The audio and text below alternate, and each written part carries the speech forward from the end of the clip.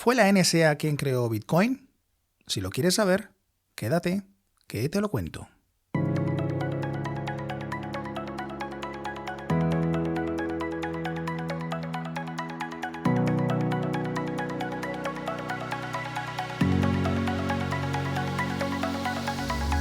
Buenos días, buenas tardes o buenas noches, dependiendo de dónde te encuentres. Bienvenido a Bitcoin Simplified Podcast, el podcast que te explica Bitcoin de una manera sencilla y con ejemplos de la vida cotidiana.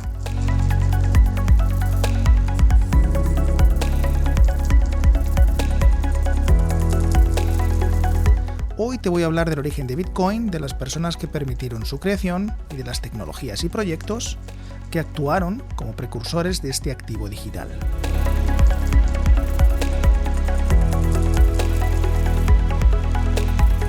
Daremos un paseo por la historia y el contexto que rodean a Bitcoin, la criptografía, los cypherpunks y la NSA.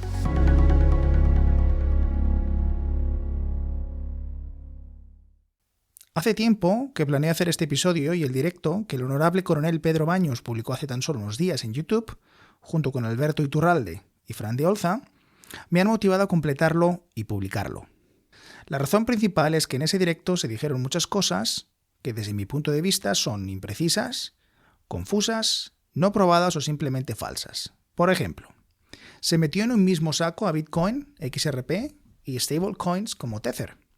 Se dijo que la red Bitcoin consume tanta energía como Marruecos, sin hablar de las energías renovables que la mayoría de los mineros usan para ahorrar en costes de electricidad. Se dijo que Bitcoin es usado por la mayoría de las actividades delictivas, sin explicar que todo lo que ocurre con Bitcoin deja rastro y que muchos delincuentes han sido ya capturados por esa razón. Se dijo que Bitcoin funciona porque el sistema financiero le interesa que funcione, sin explicar que el sistema no puede detener Bitcoin ni aunque se empeñe. Se habló de una agenda política que busca el control social absoluto y se sugirió que Bitcoin forma parte de ese control. Y así una detrás de otra. Pero hoy me quiero centrar en una sola cosa, que es la que atañe al origen de Bitcoin. Quiero empezar este episodio diciendo que durante la conversación, durante el directo, se hablaba constantemente de que ellos, entre comillas, tienen una agenda y que para conseguirlo, sin que los demás nos demos cuenta, nos están distrayendo con noticias como guerras, pandemias y Bitcoin. Y ya empezamos mal. Lo primero porque cuando alguien te habla o me habla a mí de ellos, otra vez entre comillas, y no nos precisa quién es, a mí me suena mucho a teorías conspiranoicas. ¿Quiénes son ellos? ¿Los chinos? ¿Los americanos? ¿Los coreanos? ¿Los multimillonarios como Bill Gates, Jeff Bezos, Amancio Ortega y compañía? ¿Los políticos en general? ¿Los banqueros? ¿Las agencias de inteligencia? ¿Los del foro de Davos? ¿Todos ellos? ¿Acaso se refieren a una élite global que gobierna el mundo al estilo del Club Bilderberg? Yo creo que si hubiera realmente una élite al mando del mundo, no habría estas luchas de poder que vivimos todos los días. Si toda esa gente tan poderosa e inteligente realmente tuviera un plan y estuviera consensuado, simplemente lo ejecutarían. Invadirían a quien tuvieran que invadir y no habría guerras de ningún tipo, ¿no? ¿Para qué perder el tiempo y los recursos?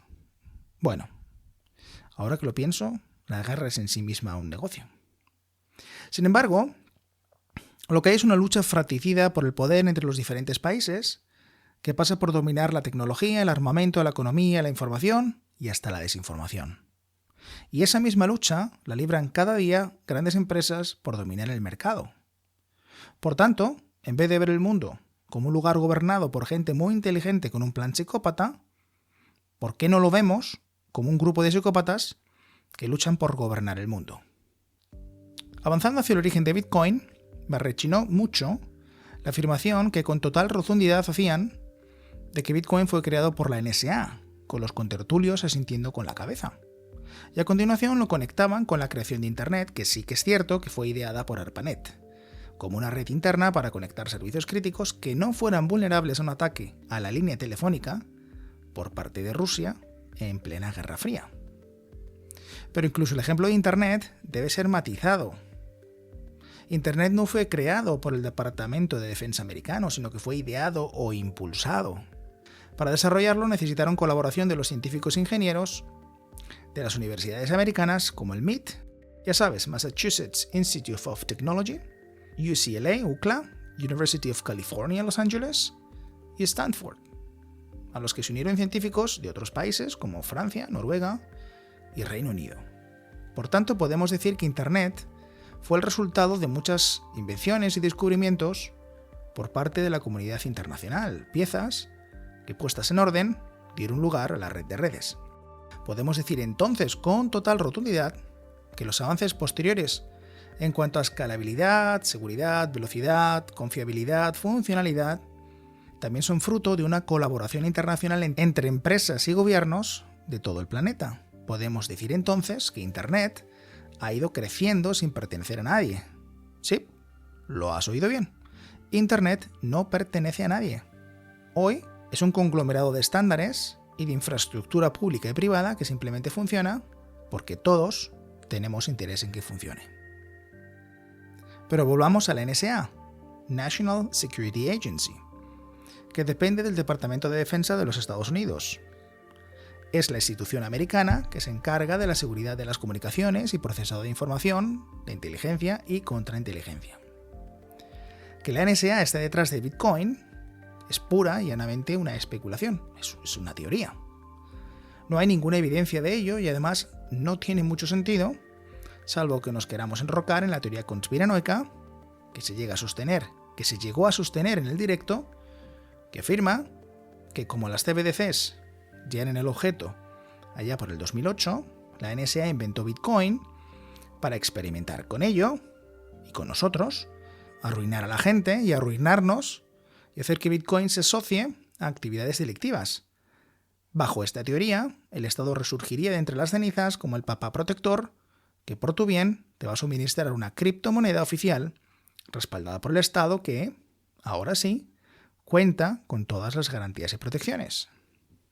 Esta teoría es tan descabellada como decir que Elon Musk, dueño de Tesla, ya tenía preparados los motores eléctricos hace 70 años y que pensó que como no tendrían tirón en aquel momento, sacó el motor de combustión interna para acostumbrar a la gente, contaminar mucho y generar el ambiente adecuado para que las personas pidieran a gritos una alternativa al motor de combustión, es decir, el motor eléctrico, que es lo que ya tenían preparado. Si esta idea te parece absurda, fantasía, pues también te lo parecerá la anterior. Lo cierto es que yo desconozco quién creó Bitcoin, pero es que nadie lo sabe, salvo él o los interesados. Pero vayamos a lo que sí que se sabe. Lo que se sabe de Bitcoin es que fue creado por una persona o personas bajo el seudónimo de Satoshi Nakamoto, que se dio a conocer allá por el 2008 cuando publicó el famoso white paper titulado Bitcoin, a Peer-to-Peer Electronic Cash System. Un white paper es simplemente un documento técnico. Esto sucedió el 31 de octubre del 2008. También se sabe que el primer bloque se minó el 3 de enero del 2009 y que estuvo activamente manteniendo el código de Bitcoin Core e intercambiando mensajes con otros entusiastas hasta el 2010. En 2011, Gavin Andresen, uno de los principales desarrolladores que contribuyeron a programar Bitcoin, escribió a Satoshi para decirle que la CIA la había invitado a una charla para conocer más detalles sobre Bitcoin. Y Satoshi se sumó para siempre. Mucha gente ha estudiado a Nakamoto en profundidad, se sabe que Satoshi hablaba un correcto inglés, aunque quizá no fuese inglés de forma nativa, con expresiones y escritura británica. Se sabe que posiblemente vivía en Estados Unidos o Inglaterra, por las horas a las que escribía sus mensajes, que debía ser una persona o personas que además de tener conocimientos en programación, matemáticas y criptografía, dominaban y les preocupaban la situación política y financiera, que dejaba 2 espacios en blanco detrás de cada punto seguido y que escribía desde varios dominios de Internet. Que a día de hoy es millonario, también se sabe, por la cantidad de Bitcoin que tiene asociadas a sus direcciones originales. Pero lo que no se sabe es si está vivo o ya no. Espero que el episodio que estás escuchando te esté gustando, te esté sirviendo para descubrir algo nuevo y que te esté mereciendo la pena. Si es así, recuerda que yo no tengo Patreon ni patrocinadores y por tanto hago esto por amor al arte. Bueno, a Bitcoin. Así que te agradecería mucho un like, un comentario y que te suscribas para que no te pierdas los sucesivos capítulos. Para poder comprender de dónde viene Bitcoin, tenemos que entender mejor el contexto y los acontecimientos desde los años 70 hasta Bitcoin. La publicación del white paper de Satoshi fue a través de una lista de correo sobre criptografía creada ya por el 1992, que llegó a tener unos 2.000 suscriptores en el 97. Las listas de correo electrónico eran el mecanismo existente de la época para intercambiar información y ayudarse entre personas que tenían un mismo interés. Básicamente, te registrabas en la lista y cuando alguien enviaba un email al grupo, todos los miembros del grupo lo recibían y podían responder. Estas listas fueron las precursoras de los foros y posteriormente los chats que conocemos en Discord, Telegram, WhatsApp, etc. Recuerda que estamos en los años 90.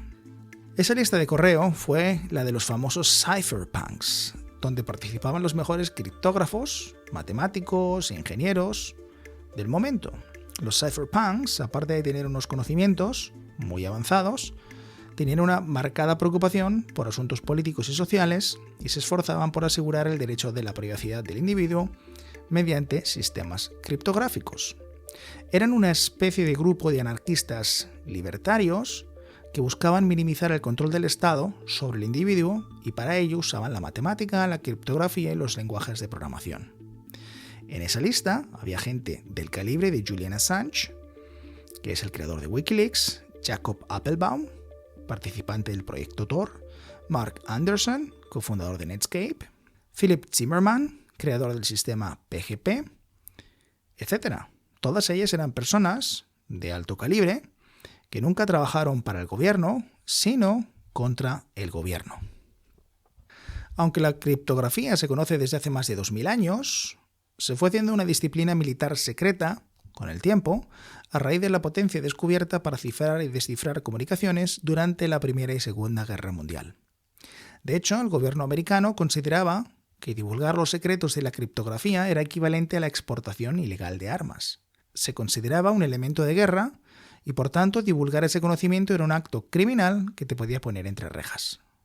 Y en ese contexto, David Chaum, precursor del primer dinero digital, explica en el podcast Unchained cómo la NSA mandaba cartas por aquel entonces a todos los integrantes de la comunidad criptográfica para que no organizaran ni asistieran a ningún evento de criptografía. Te animo a que lo busques en YouTube.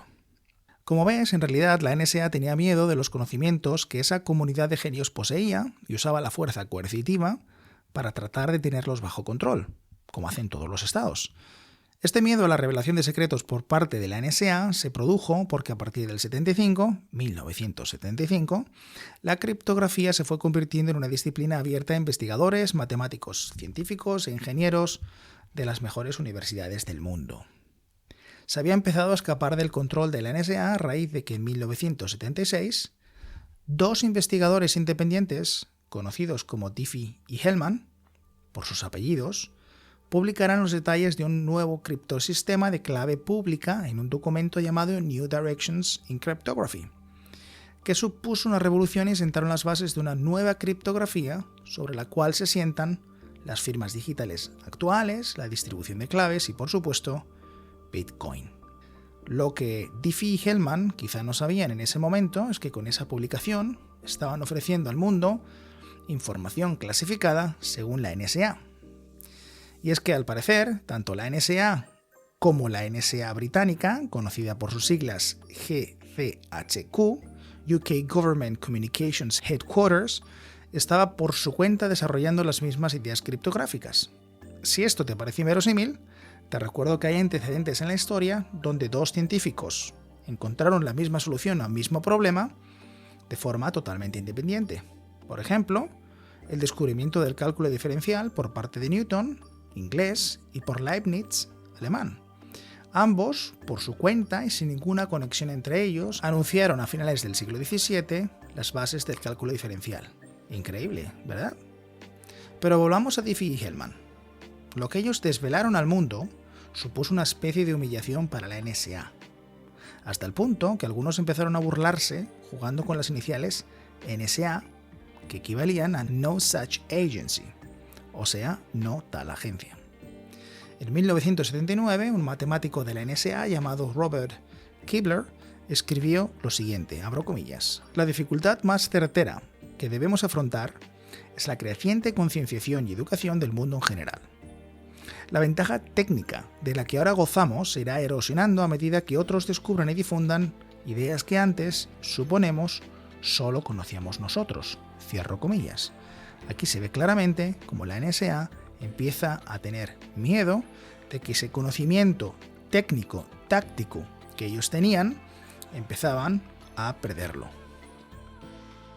Otro de los eventos que facilitaron la apertura de los métodos criptográficos a la comunidad internacional fue la publicación en el 1976, por parte del gobierno americano del algoritmo Data Encryption Standard, conocido como las siglas DES, DES. Un algoritmo inventado por IBM en 1970. La publicación de este algoritmo sirvió para que la comunidad estudiara y aprendiera de los cifrados de bloque fuera de un entorno militar secreto. Toda esta información sirvió de alimento para los llamados cypherpunks, de los que hablaba al principio, que aprendieron mucho los unos de los otros y estaban muy activos desarrollando cosas constantemente. Por ejemplo, desarrollaron un sistema de correo electrónico distribuido llamado Cypherpunks Distributed Remailer. Esta fue la primera implementación de un sistema que buscaba descentralizar la gestión y eliminar el único punto de fallo. ¿Te suena? Es la esencia de blockchain, de Bitcoin. Lo que quiero expresar con toda esta incursión histórica es que la NSA fue perdiendo el control de los secretos criptográficos y fueron los activistas comprometidos quienes, mediante descubrimientos, invenciones, software, llamadas a la desobediencia ciudadana o incluso abriendo litigios contra el propio gobierno por acciones inconstitucionales, fueron avanzando hacia la privacidad y el anonimato en Internet. Y por tanto, allanando el camino de Bitcoin.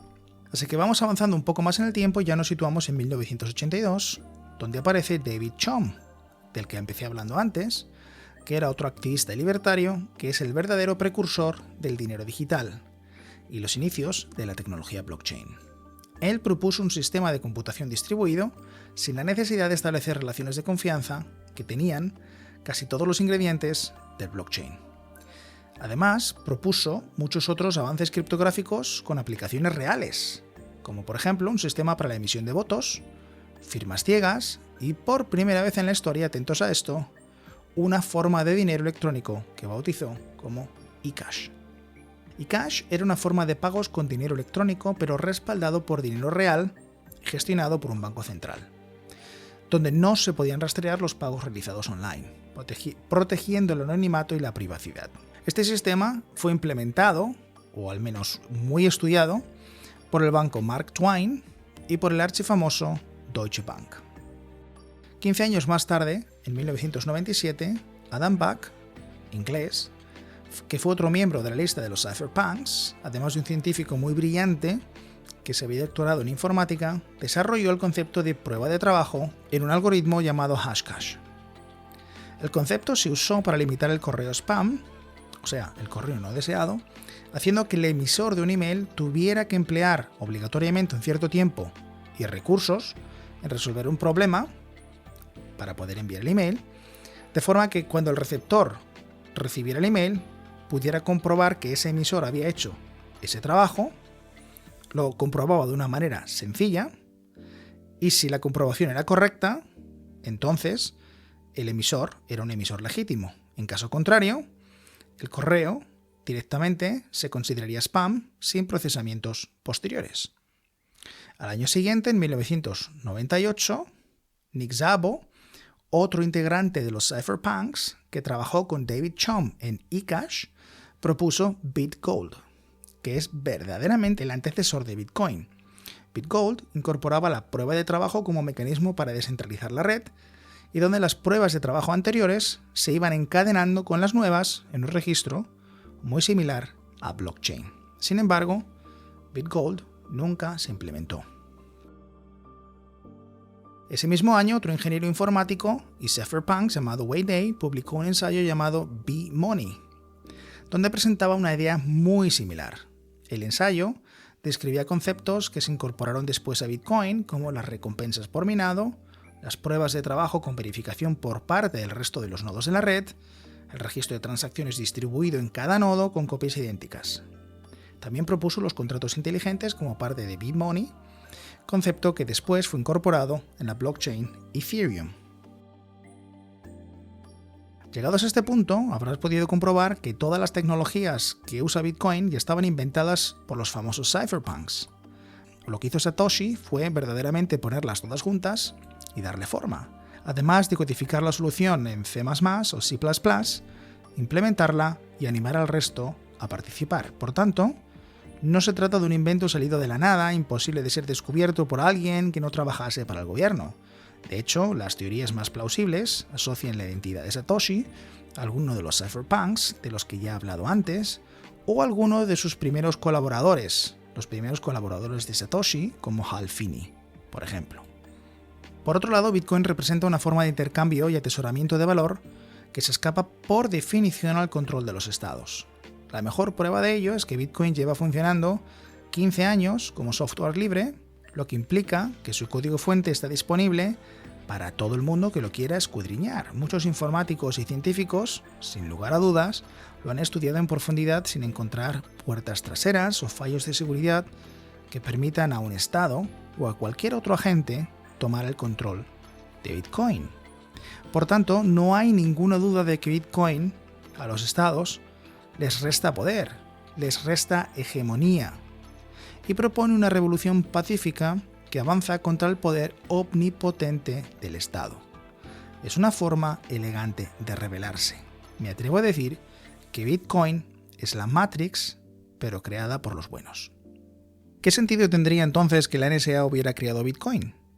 ¿Cómo es posible que un sistema de pagos como Bitcoin, que ha permitido a Rusia, Irán o Al-Qaeda, todos ellos enemigos de los Estados Unidos, eludir sanciones y prohibiciones, haya podido ser creado por la NSA? ¿Acaso Estados Unidos decidió darse un tiro en el pie? Si la NSA hubiera creado Bitcoin, ¿qué sentido tendría que la CIA quisiera hablar con Gavin Andresen para conocer más detalles sobre Bitcoin? Si la NSA creó Bitcoin como una trampa para detectar actividades ilegales y delincuentes, ¿tiene algún sentido que el FBI tardase más de 2 años en arrestar al creador de Silk Road, un mercado ilegal de armas y drogas donde se pagaba con Bitcoin? ¿Tiene algún sentido que Bitcoin no tenga ninguna puerta trasera que les permita detectar dichas actividades criminales y detener a sus autores? Exacto, no tiene ningún sentido.